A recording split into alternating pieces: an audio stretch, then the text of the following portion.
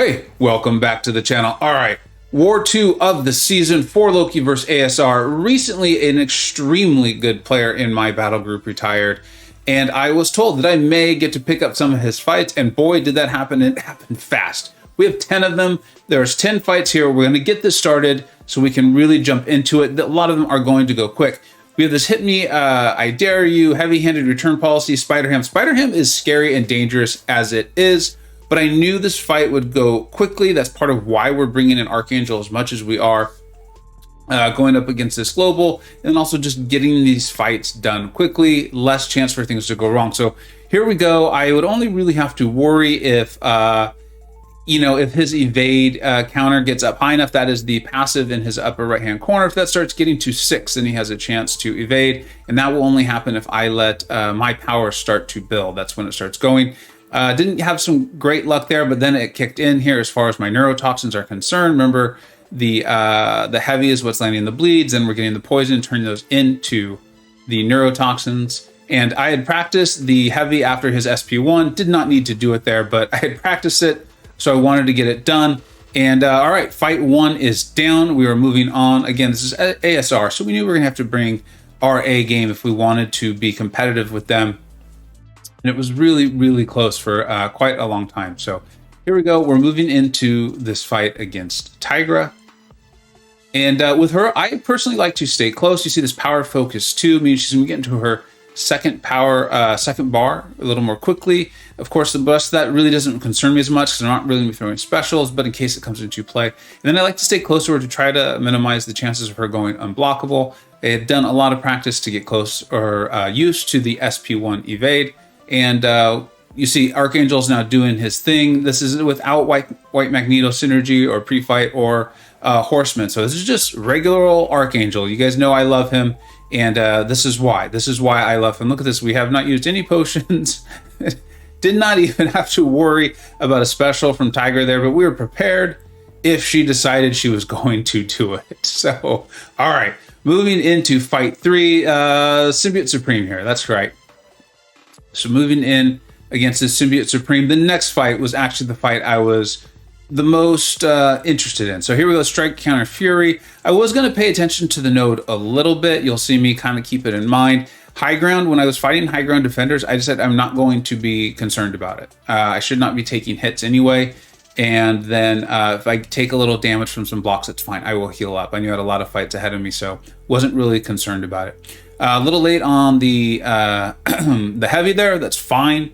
It's a big deal, and we'll talk about that more as we get through here. But a big part of it for me is just staying calm, knowing what you're doing, staying calm, sticking to the plan. So right here, I knew that I was not playing into the node very well, but I saw that I had a lot of the bleeds up, had a lot of neurotoxins going. Then I do believe I did decide to, there we go. Yeah, I'm going to throw a special here just to reset the node. And Symbiote Supreme is down. He is down. Not much that I can do. All right, we're going to move into the next fight. This is the one, like I said, it was the one that I practiced the most, I put the most thought into, and this is going to be this Mixed Master Knull. Mixed Master, I really wanted to pay attention to because, one, I'm probably not going to be doing much comboing, but if I was, I wanted to make sure I kept that in mind, right? And then this power-focused one, so he's going to be getting to his SP1 more quickly. Remember, that's where he gets his encroaching corruption, I believe it is called. Now, I had done a lot of practicing, and there was 2 things I decided I really wanted to pay attention to in this fight. One is if I had 3 neurotoxins up. Now, my Archangel's SIG like 140, 160, 1 something. It's quite high. I had taken him to that magic number, I believe it's 112, where if he has 3 neurotoxins, I have turned off, or 100% turn off of nodes and abilities. And if I had achieved 3 neurotoxins, I knew that even if Knull threw his SP1, and even if it landed, I would not get that encroaching thing on me, the encroaching stun timer, encroaching corruption. And so what I wanted to do was reparry. If he gets to 1 bar of power, I was going to reparry if I did not have the neurotoxins up. So here we go. Going in here, I got some really nice RNG there, I felt, with the 4 bleeds. I was really excited about that. And now we've got 2 neuros up. Remember, this is without Horseman. This is without White Magneto. So there we go. He went for the heavy, so the reparry wasn't working for me there. But again, I had the neuros up, so I wasn't worried about it. I then forgot how to evade it, but you know, it is what it is. Mistakes happen. You got to just get right back up and keep going. So we've got the 3 neuros. So again, at this point, I'm not worried about him throwing his SP1. That's why you see me let myself just go ahead and slide forward. Now we've only got 2. That's why I did the reparry there. Now, what I mean by that is I held block to encourage him to not throw his special, let him hit into me, and then I reparried.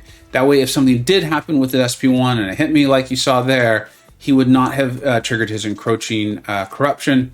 He is down. Reparry, really, really great skill to have in your arsenal when you're going up against fights like this. And that was great. That was a lot of fun. So here we go. This Vigor Outlast Kingpin. This is what will allow me to go ahead and make Horseman Archangel for some mini boss fights that are coming up, which is great. We really want to make sure we get those done. So this is a charged up Apocalypse. I was able to bring in Cable, which means Apocalypse will start with his 4 genetic code. When I throw either of his specials, both of the debuffs will go on. So that is awesome. This is a really great matchup. You can see I'm very comfortable with it. It was just kind of baiting the SP1. I really don't want to push Kingpin to his SP2. That's where things can really start going bad. Using the heavy to refresh the bleeds, and of course the debuffs from the SP1. I didn't really mean to parry there. That I knew could maybe make the AI go a little more passive, so I'm gonna have to bait here.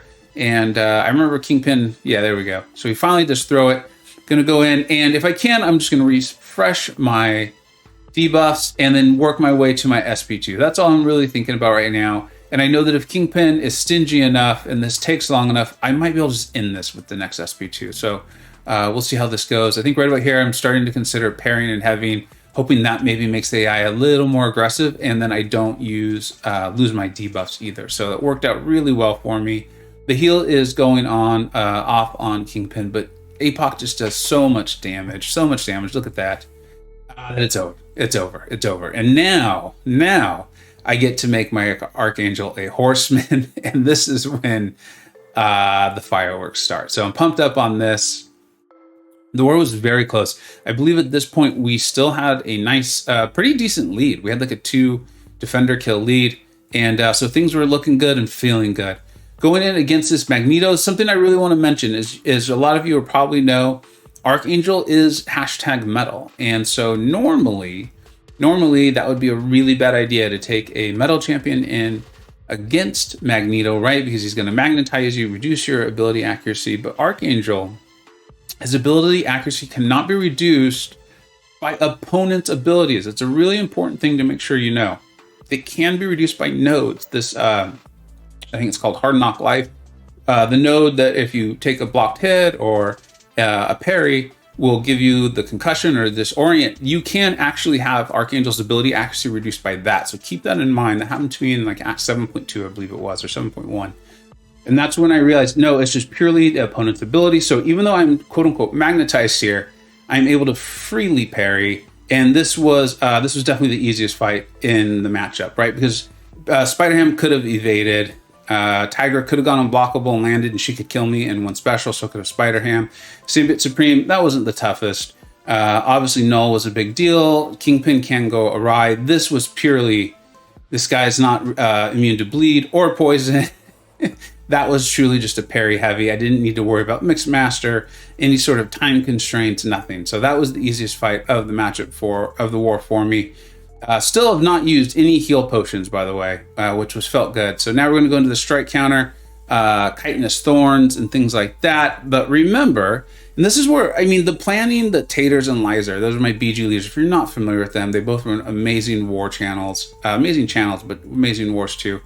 I mean, just the real thought process they put into this too, right? Knowing that I could get those fights done without White Magneto pre-fights, increasing ability accuracy or anything like that, and then without Horseman, making Archangel a horseman here, which means it doesn't even matter. Somehow a bleed fell on me. I am 100% bleed resistant because of the horseman abilities. Our Silver Surfer, hard word to say, is not immune to bleed or poison, and he's dead. He's dead. In the amount of time I was explaining how great the playing of Taters and Lasers are, he's dead. Really, that was just a precursor to, now this is where the fun kicks in. Now we're on Mini Boss Island. We're going to take the whole left side. We've got this rage. We do have high ground. And I referenced this earlier in the video. I was not going to concern myself with high ground. I did not intend or plan on taking any hits. If I did, I'd just get right back up on the horse anyway. So I'm going to be keeping my combo going. Plus, Archangel ends fights fast. And so if I need to heal up, fine. I haven't had to heal up this whole war yet. So here we go. Did not have to remove any masteries. There's enough health on Guardian. And so this is really just going to be about the bleeds, the poisons, and the neuros. You see the damage they're doing. We've reduced his ability accuracy. So now we've got this shock on us. Again, I don't care. I'm going to use health potions. I don't care at all. We're just going to get this fight done and over with. We're going to have to probably evade a couple SP1s. I really don't want to send him to his SP2 because that could be a real problem causer. So there you go. It's just 2 dexes. Make sure you wait for that second part there when he kind of does his little explosion. Here we go.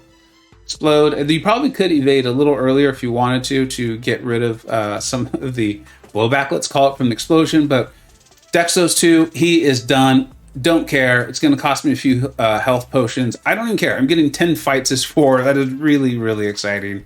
And now we're going to move on to our next fight, which is against this green goblin. He has some sort of power gain. If I remember correctly, it's going to help him get to his SP1 more quickly.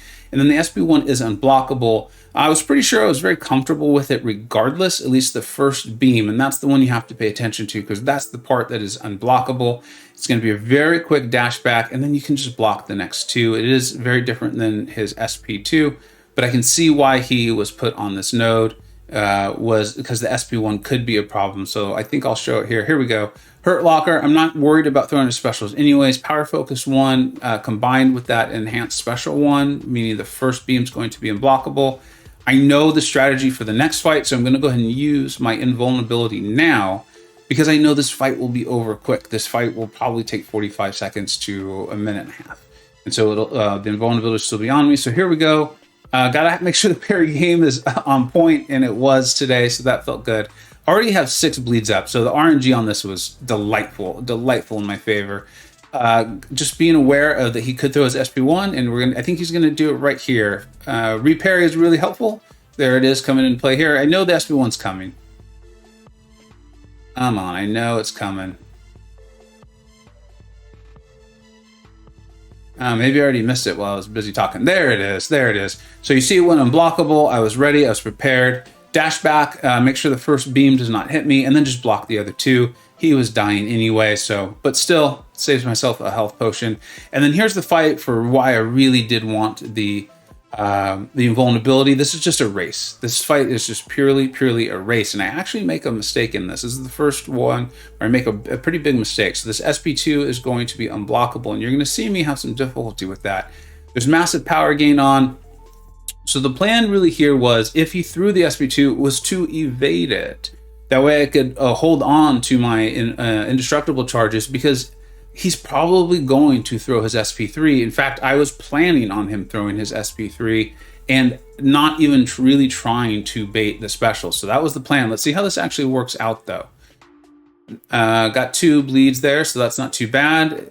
Let him hit into my block. I'm actually going to block that too. I was hoping for some more poisons to come on. Now we've got a few neuros up. So now we're cooking, but he's already at 2 bars of power. And here's where I started to mess up. I did get my repair, so that was pretty good. I'm going to mess up again. I knew I messed up at a bar of power, so that was actually good. I was holding blocks. I didn't want him to throw his special 2. You saw me land the repair, and all I really should have done is just repeat that, but you're going to see some mistakes here. So here we go. I decided to intercept and throw some specials. I was feeling good, folks. All right, here's where it is. He threw my his special into my block. Now I've lost all of my charges, and I've got to now finish him. I need to finish him. Got the nice intercept there. Went in with my combos, finished him off. That felt really good. It felt good because that's some of the improvements that have really happened that I'm excited about. Is if something goes wrong, if a mistake is made, I still know how to handle it because I had a good plan going in, right? You saw me multiple times there in this war use reparry as a total strategy. There was specials I was concerned about. Knull's SP1 and the potential encroaching corruption comes off of this. Green Goblin's SP1, right? Because it was going to go unblockable. And then Doctor Strange's SP2. For the most part, holding your block will tell the AI it is not safe to throw your special. Doctor Strange did not get the message here. and he did throw it, but for the most part, you'd hold the block, they're going to come in, they're going to hit you, then you can reparry, and then you can do what you want to do. With Archangel, of course, I'm using my own heavies to kind of get the neurotoxins going. Doctor Strange just didn't pay attention, he hit me with it, but I had done the fight well enough up until then, and I had a good plan, so I was able to finish him off, which was great. 10 fights down, which felt incredible. I'll show you guys the kind of crappy part. Here it comes here. Is 10 fights down. I've never had 10 fights. I know I've had like 7 or 8, I think maybe even potentially 9 while in 4 Loki, but never 10, I don't believe. So that felt great. It felt great to be able to be helpful to my alliance and my BG, of course. And then, I even got MVP. As definitely my first MVP with 4 Loki. That felt very, very cool to be up there with names like Karate Mike and B Manny. Come on, that is a good feeling.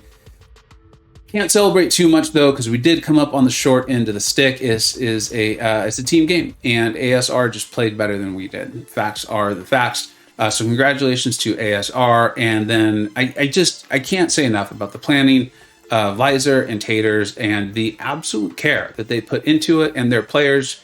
They recognize that we all are people, not just accounts, and that is a really, really cool feeling. I'm sure we'll pick it up as an alliance at 4 Loki, and I am excited to get out more war videos when something interesting, unique, exciting happens. You will definitely see me get out a video on it. If there's 10 fights, you better believe there'll be a video. So thank you so much for watching. I hope your war season is going very, very well, and take care.